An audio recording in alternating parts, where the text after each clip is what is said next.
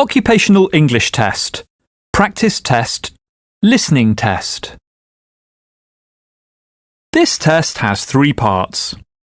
In each part, you'll hear a number of different extracts. At the start of each extract, you'll hear this sound. You'll have time to read the questions before you hear each extract, and you'll hear each extract once only. Complete your answers as you listen. At the end of the test, you'll have 2 minutes to check your answers. Part A. In this part of the test, you'll hear 2 different extracts. In each extract, a health professional is talking to a patient. For questions 1 to 24, complete the notes with information you hear.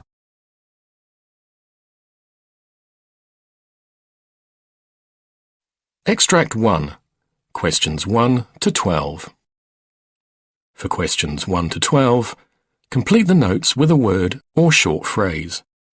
You now have 30 seconds to look at the notes.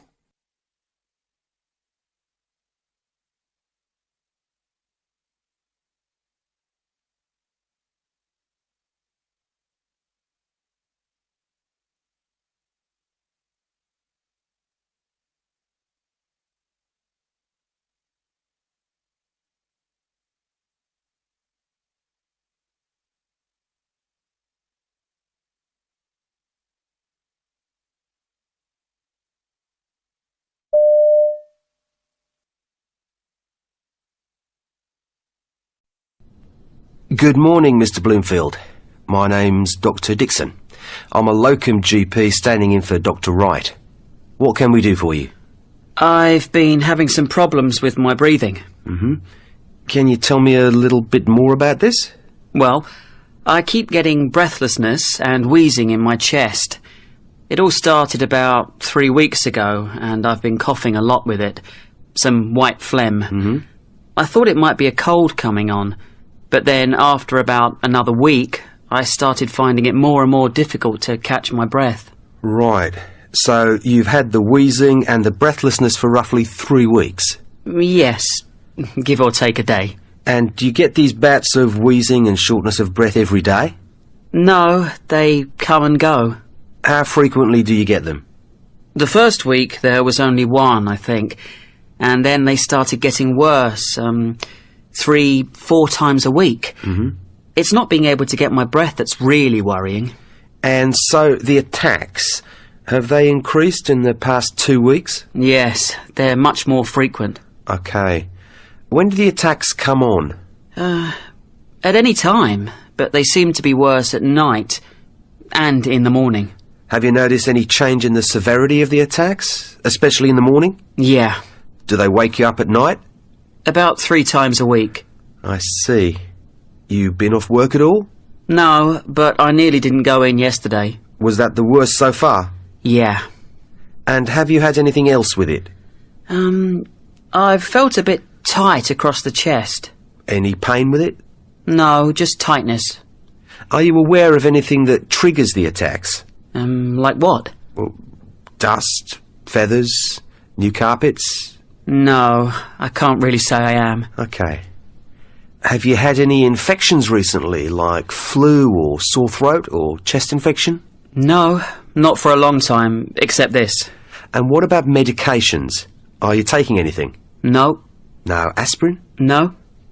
Are you doing any exercise? Jogging, for instance? No. What about pets? Do you have pets at home? No. But my neighbours have a cat, but I don't see it that much. Everything okay at home? Yeah, things are fine. And what about work? I see you're a civil servant. Any stress or problems at work or anything like that? Work's been getting me down recently. In what way? Well, there's been a lot of changes going on recently, and I suppose I'm a bit anxious, what with the mortgage and that. And this has been getting to you? Yes, more and more. I see. And does the wheezing, etc., continue over the weekends? No. When I come to think about it, it doesn't. Okay. Some general questions. Have you ever had anything like this before? No, never. Do you have other illnesses? Um, High blood pressure, diabetes, or heart problems? no, nothing like that. This is the first time I've been ill in my life. Has anyone in your family had anything similar? No, not as far as I know. What about eczema? Anyone in your family with that? Both my sister and my mother have it.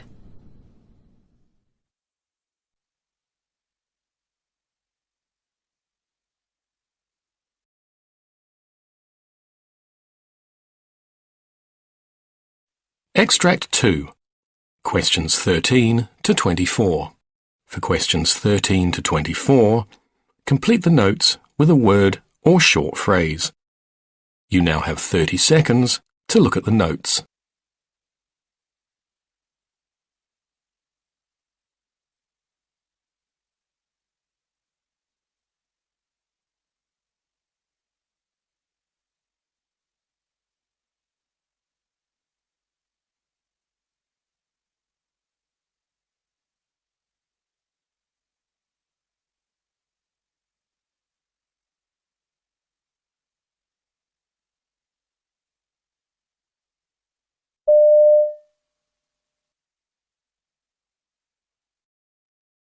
Barbara Roberts. Yes, good morning. Hello there. My name's Hello. Dr. Beddy. I'm one of the new GPs in the practice.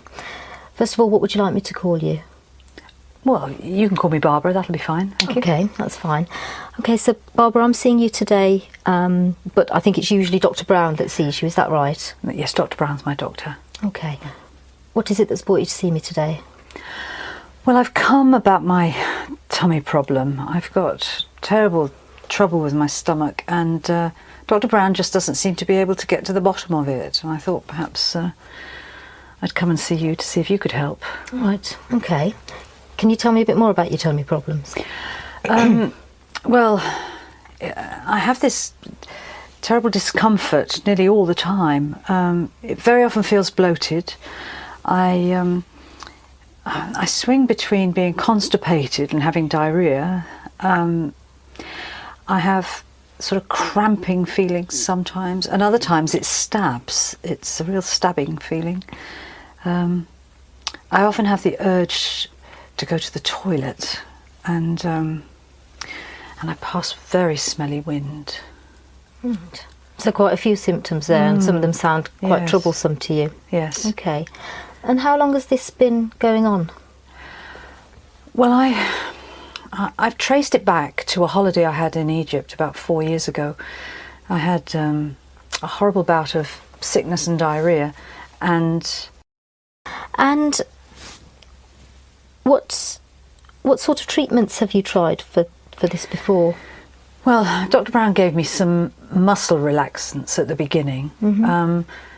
But I've been to the health shop, and they've been really helpful. They've given me lots of different tablets and medicines Right. for different things. And Imodium. Right. I have Imodium in my handbag all the time, just in case. Right. Yeah. So these different tablets that you've got from the herbal shop, how are you taking them? What about tests? Have you had any tests for these problems? Yes, I had in the early days. I had a what are they A called? gastroscopy. Was That's that the tube it, down yes, from the top? yeah. Okay. And at the same time, I had a barium enema. Right. That was very uncomfortable. Okay. But no, I've tried.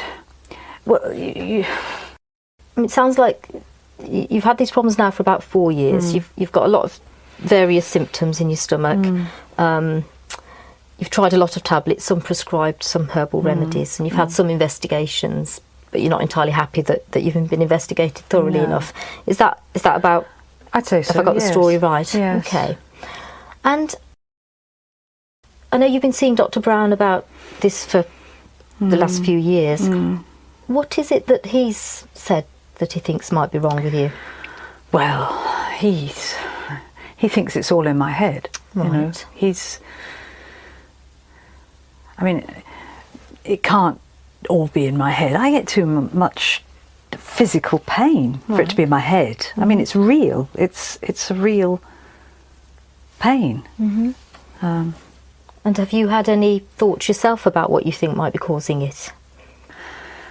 Well, I mean, I did think that perhaps it was an infection that hadn't cleared up in the early stages, but I think, I mean, sometimes I think it's IBS. A friend of mine's got that and it sounds similar. And then other times I'll think, I wonder if it's an ulcer.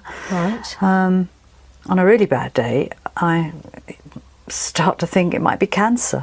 Right.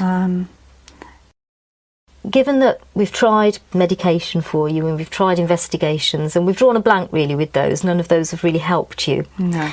I guess I'm wondering whether now it would be a good idea to try a different approach to your problems. Oh, I don't know. I don't know. And I guess what I'd be wondering is whether one of the approaches we need to be using now is thinking about what you do with your life and what you do with your day, and maybe trying to bring back some of those pleasurable things, you know, even if it's just meeting up with your female friends once a week, and whether actually doing those sorts of things might generally improve your quality of life. I'm also thinking about the tablets that you're taking, and the fact that you seem to be taking quite a lot of them, and wondering whether it's worth us sitting and looking at them and maybe trying to rationalise them a little bit and really decide which are helping you, which are doing nothing, and which may actually be making some of your symptoms worse, I guess. What would you think about trying that slightly different approach for, say 2 or 3 months, just to see whether or not it makes any difference?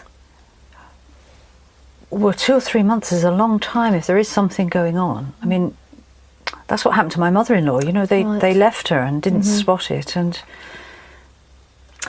well, I guess if we did decide to work together like this, this new approach, I'd be seeing you regularly. We can keep an eye on your symptoms, and if they change, then we can investigate as appropriate. But if they stay the same, then, you know, we could be pretty clear that there's nothing new happening that we're missing.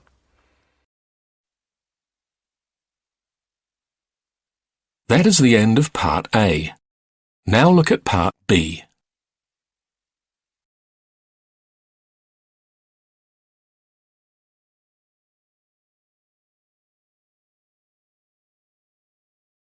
Part B. In this part of the test, you'll hear 6 different extracts.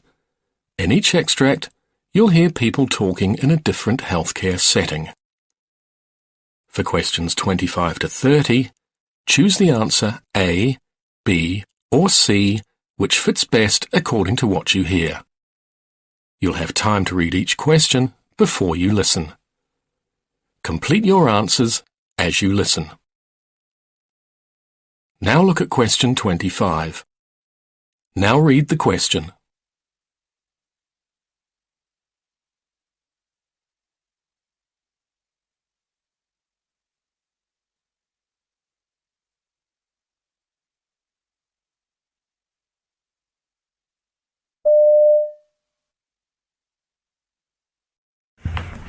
Okay, afternoon guys. I'm sorry, it's been a bit of a short notice. We've been having a few incidents of IV Gelco infections. I know it's been a busy week, and we've been in trouble with a lot of things, transition through to the electronic records from paper. But we need to know that documentation is our responsibility. We need to make sure that Gelcos, you know, once you insert them, you need to document it. We need to check on the patient. We need to work as a team. The handover should be precise, and we need to check all these factors. We need to bring down these incidents. We can't allow these to happen. Last year we had a patient died of an infection, so we need to make sure that it doesn't happen again. So that's why I called you guys up. Let's start our day by not killing a patient. How about that?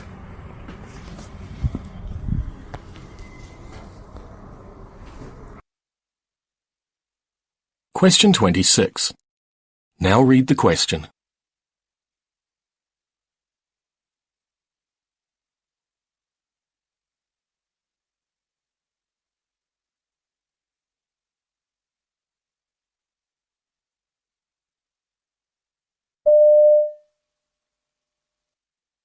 During your stay, we will work to keep you as comfortable as possible. Unfortunately, it is unrealistic to feel zero pain after surgery. Our goal is to manage your pain at levels allowing you to participate in physical therapy and other activities. We have many tools to attack pain, starting with the peripheral nerve catheter, or PNC, inserted into your operative leg by the anesthesia team. The PNC delivers numbing medication to surround the nerve that supplies feeling to your hip or knee. We supplement the PNC with other medications as needed, either in pill or IV form. One big help in controlling your pain is to keep your new joint active by moving and working with therapy. Lying in bed too long can result in more pain as the joint grows stiff. In addition to pain medication, you will receive a 10-day supply of Lovenox.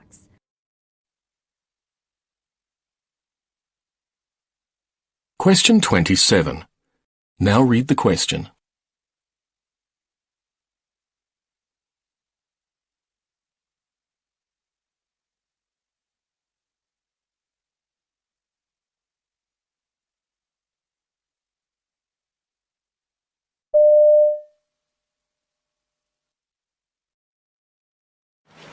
Mr. Fernandez is a 52-year-old gentleman who was admitted to the ER last night. He lives with his wife Judy and was found down at home.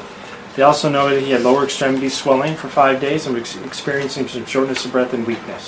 When they arrived to the emergency room, he was found to be in atrial fibrillation with a rapid ventricular rate between the 150s and 160s. After 2 boluses of diltiazem, he was started on a drip. He has 2 peripheral IVs, an 18 gauge in his left hand and an 18 gauge in his left. Both were started in the emergency room. Mr. Fernandez is a high fall risk because he fell at home. His bed alarm is on at all times and his call bell's within reach. Mr. Fernandez, since you fell at home, you're considered a high fall risk, so we need to keep the bed alarm on at all times, okay? Okay. And if you need any when you get up, you need assistance, so make sure that you call when you're getting out of bed. I will use this red button on this. Okay, so we can count on you guys to call when you need help, right? I need to go get report on my other patients, so I'll be back in about 20 minutes. But if you need anything, make sure you call, okay? Okay, thank you. Sounds great. You're welcome. Question 28. Now read the question.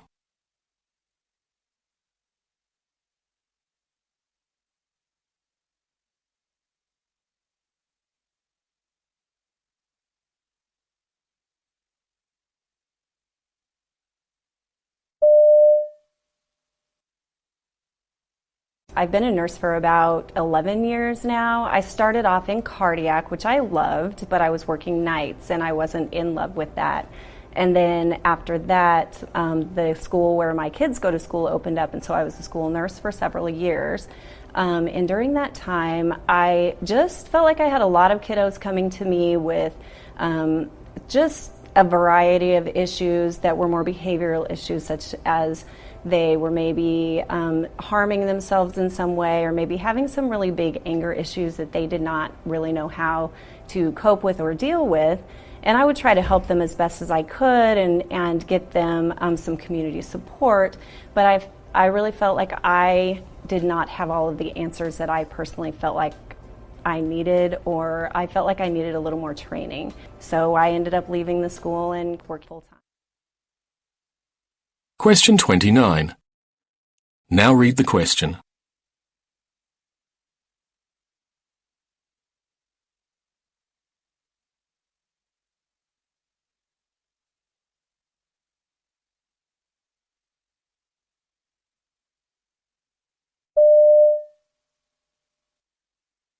It is true that athletes are specializing at a younger age than they did a decade or 2 decades ago.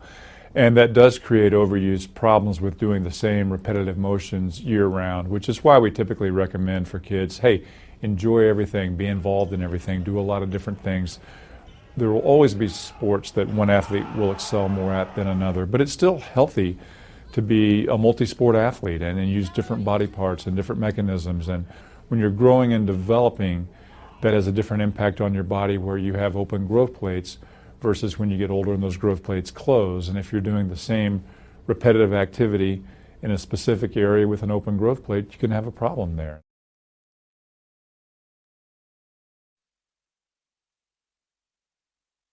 Question 30.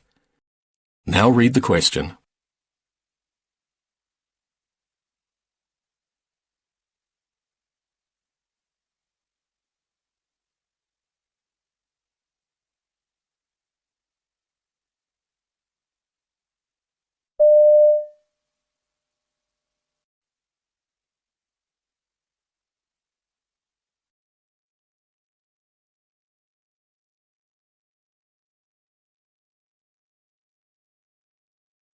This is one of our mannequins, the SimMan Essential. He is capable of being a healthy patient. We can also program in variables on him that cause him to be unhealthy patient as well, because as we know, most of our patient population these days aren't your typical healthy patient. So when we bring the students into the room for the simulation, they are able to do an assessment of listening to heart and lungs on our mannequin. They can do a neurological evaluation of his eyes as well. Shortly thereafter, then, we go ahead and start the anesthetic procedure. So we start by giving him some oxygen by the mask. Obviously, he's still awake at this point in time. And then the students are expected to start the drug administration. And I am on a computer in a different room able to program the drugs that the students are giving. And then the mannequin responds to the drugs by either going to sleep or getting sleepy. So that the students then can carry on the procedure that has been outlined for them. What's neat about these mannequins, we can mass ventilate them, we can put special airway devices in like an endotracheal tube. If they don't happen to get the endotracheal tube in the right spot, he has a blue light that'll light up in his mouth to show them the patient is not getting enough oxygen. I'm on the control and I can make the heart rate and the blood pressure change parameters as well. So it's a learning experience for them so they can identify maybe they didn't put the endotracheal tube in the right place. He also has IV access, so we can do IV practice on him. We can give the drugs through the IV. That's typically how you do it in anesthesia.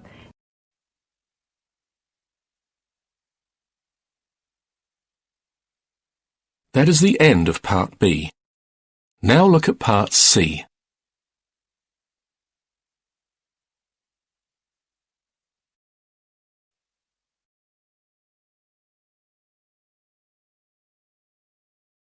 Part C. In this part of the test, you'll hear two different extracts. In each extract, you'll hear health professionals talking about aspects of their work. For questions 31 to 42, choose the answer A, B, or C, which fits best according to what you hear. Complete your answers as you listen. Now look at Extract 1. Extract 1. Questions 31 to 36. You now have 90 seconds to read questions 31 to 36.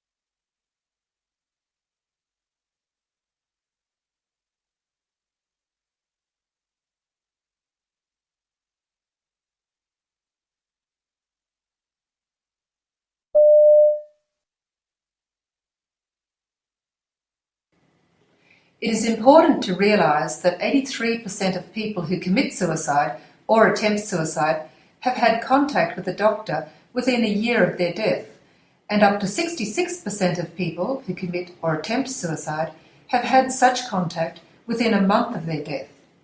Therefore, with better prevention techniques, these figures could be reduced. We can divide suicide prevention into 3 categories, which are primary, secondary, or tertiary. Secondary suicide prevention aims to decrease the likelihood of a suicide attempt in high-risk patients. Tertiary suicide prevention occurs in response to completed suicides and attempts to diminish suicide in a particular geographical area or in a particular age group. I would now like to look at secondary suicide prevention in more detail. Secondary suicide prevention is particularly important, but not always given the attention that it deserves, in part because research into secondary prevention is only just starting to be applied to clinical practice. Now, from a clinical perspective, suicide is often difficult to predict due to its complex nature. The 3 major risk factors that contribute to suicidal behaviour are biological, psychological, and proximal stresses, which are recent events that can lead to increased suicide risk.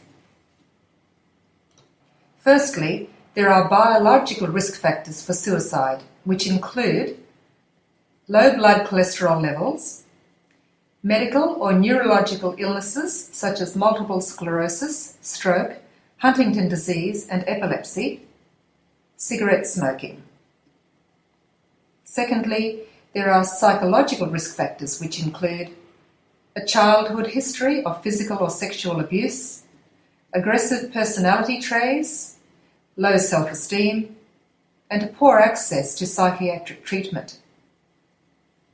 Thirdly, there are proximal stresses, or the recent events that can lead to increased suicide risk, and these include relationship problems with a spouse, partner, or loved one, financial troubles caused by unemployment or large amounts of debt, a family history of suicide, major depression, and drug abuse. The clinical evaluation of the medical and psychiatric history of a patient and of their current state is the crucial and essential element of the suicide assessment process. It is important because it enables the identification of risk factors in order to determine the patient's immediate safety and the best setting for treatment, and also to develop diagnosis and treatment strategies. Psychiatric illness is a major contributing factor to suicide risk, with mood disorders such as major depressive disorder and bipolar disorder being associated with about 60% of suicides. Indeed, psychiatric disorders are diagnosed in more than 90% of completed suicides, and more than 80% of these psychiatric disorders are untreated. Thus, the recognition and treatment of individuals with psychiatric disorders, specifically mood disorders, are essential components of secondary suicide prevention. In addition, the subjective rating of the severity of depression is one of the most powerful predictors of future suicidal acts. Therefore, assessing and managing depression, as well as being aware of the suicide risks in psychologically, medically, and neurologically disordered individuals, is an important aspect of secondary suicide prevention. Consequently, physicians need to be taught to recognise the association between mental disorders and suicide. Additional information about the individual who may be at risk for suicide, such as medical and psychiatric treatment records and toxicology screenings, should also be incorporated into the assessment. Equally importantly, clinicians and other professionals in a position to offer help should not hesitate to ask patients about suicidal ideation because, while it may seem surprising, patients will often talk frankly about their suicidal thoughts and tendencies if given the opportunity.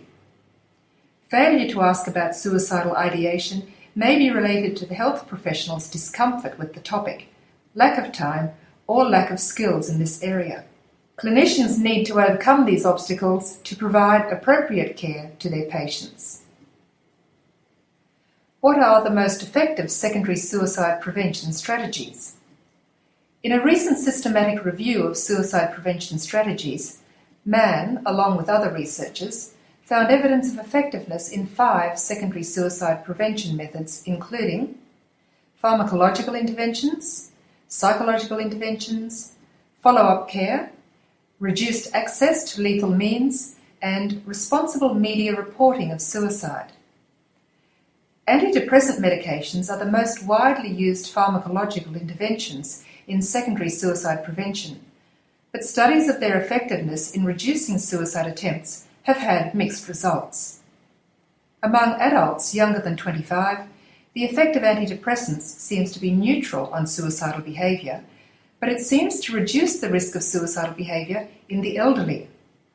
Thus, the relation between antidepressants and suicide needs further studies before this class of drugs can be safely used for the secondary prevention of suicide.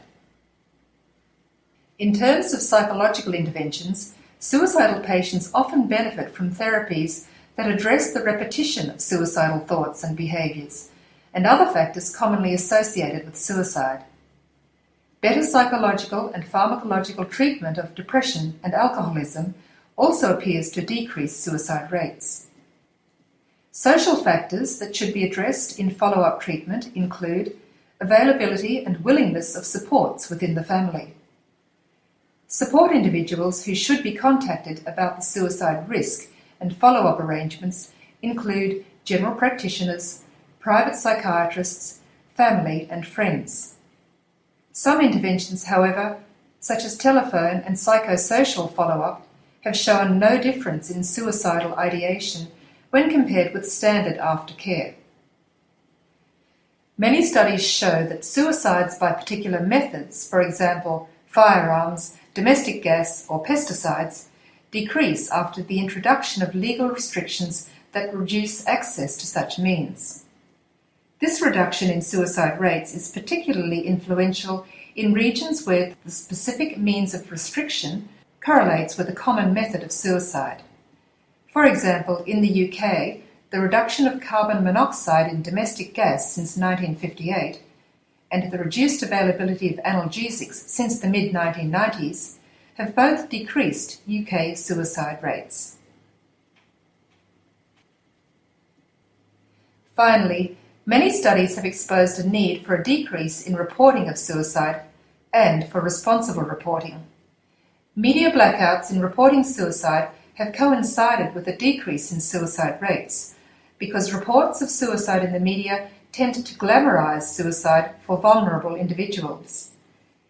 The internet is also of increasing concern, with blogs and chat rooms providing accessible instructions for suicide. For these reasons, guidelines have recently been produced for the responsible reporting of suicide.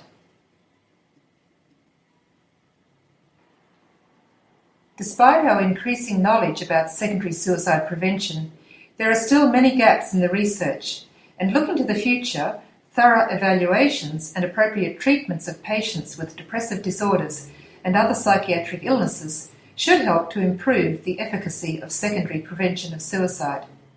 But it is also clear that more research into new approaches for the prevention and treatment of suicidal behaviour remains essential.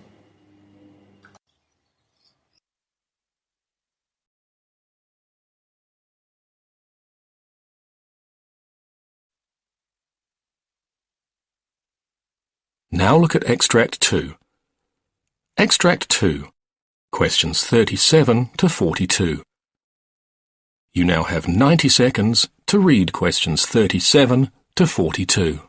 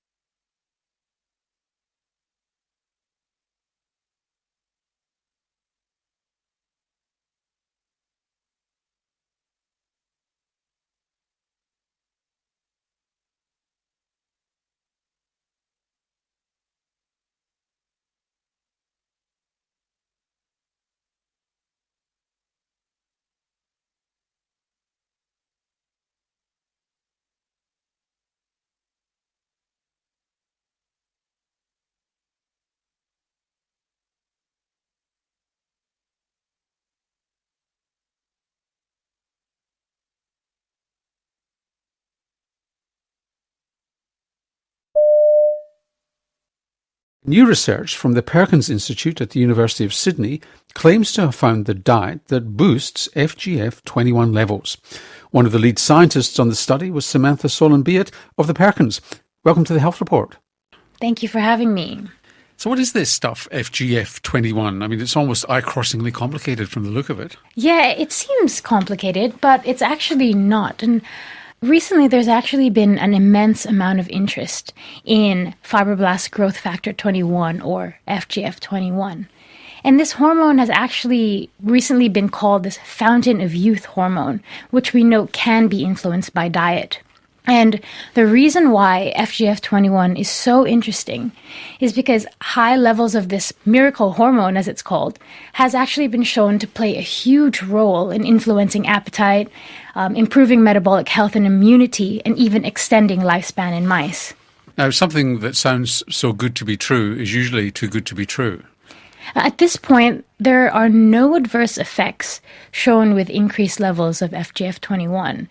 In fact, a lot of studies are now being done to investigate FGF21 as a therapeutic target for the treatment of diabetes and cardiovascular disease. Let's just double back, Sam. A year or so ago, we had Steve Simpson, who's the director of the Perkins Institute, talking about this 25 diet study where they studied 25 diets in mice to see if you could replicate the life-prolonging effects of a low-calorie diet, where extremely low-calorie diets in some animal species, in fact all animal species, it seems, apart from humans, because it's not been proven yet, increases life expectancy or lifespan. Is the FGF21 really the heart of this matter? We think it actually could be. Certainly in this study, we've shown that a diet low in protein and high in carbohydrate is the most effective way to increase levels of this miracle hormone. And that this diet was also associated with several markers of improved metabolic health in mice. So tell us a little bit about this study. Well, what we actually did was performed a really large mouse study, as you said, where we took 858 mice and offered them a range of different diets to see how macronutrients, such as proteins, carbohydrates, and fats, as well as total energy, could interact and influence levels of FGF21. And you found? And we found exactly that we could use diet to increase the levels of this FGF21 hormone, and that a low-protein, high-carbohydrate diet was the most effective way for increasing this miracle hormone. And what effect did that miracle hormone, I hate using that word, that phrase, but what effect then did the hormone have on these mice, or were you able to separate the two? We were actually able to show that the exact diet that increased FGF21 also improved things like insulin sensitivity, glucose tolerance, blood pressure, and blood lipids, even though the animals were a little bit fatter. And how do you know that was anything whatsoever to do with the FGF21, your so-called miracle hormone, and rather than it just being an accident that it was raised too? What we did was plotted FGF21 using the geometric framework, which is a nutritional modeling platform that helps us tease apart the role of nutrients and calories. And if you line up all the surfaces, the response surfaces, in this framework with FGF21 and all the metabolic outcomes, you can clearly see that there's a specific area in the nutrient space that coincides with increased levels of FGF21 and several metabolic benefits. And what kind of carbohydrate, and what happened with fats?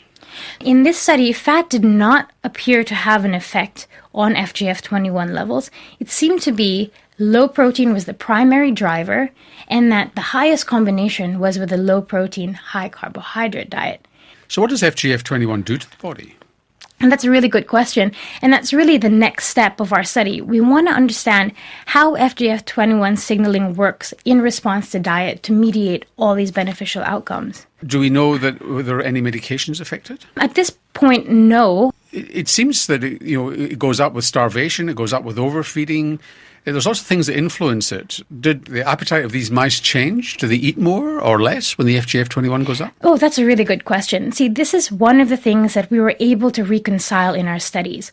As you mentioned, a whole range of literature in previous studies have shown that FGF21 is elevated in many paradoxical conditions such as starvation and obesity, high intake of food and low intake of food, as well as in insulin resistance and in insulin sensitivity. So what is going on here? Using the geometric framework, we were actually able to tease apart these findings, showing that reduced protein intake is the primary driver of FGF21. Okay, so what happens in mice does not necessarily happen in humans. How do you know it makes any difference at all in humans? Oh, I'm glad you said that. We've actually published work just this year showing that FGF21 levels in humans is also increased by a low-protein, high-carbohydrate diet. And of course, this is really exciting because it tells us that the work that we do in mice can be directly translatable to humans. So is there any evidence at all that FGF21 has the same beneficial metabolic effects in humans as it has in mice? Yes, there is definitely evidence to suggest that high FGF21 levels is directly related and associated with several benefits of metabolic health in humans as well. So we should put it in the drinking water then, do we? Yeah, probably. That seems to be the case, yes. How would it work? I mean, obviously, a hormone like this is probably destroyed in the stomach. This is not something that you would give directly to people, I assume, in the therapeutic context? At the moment, it's difficult to do chronic administration to humans. So what's happening in terms of drug development is trying to develop mimetics of FGF21 and analogs. So not exactly administering this hormone per se, because it would require chronic injections or chronic administration. So almost nothing that's touted as a breakthrough or a miracle by scientists turns out to be so. What are your modest expectations of FGF21 in humans?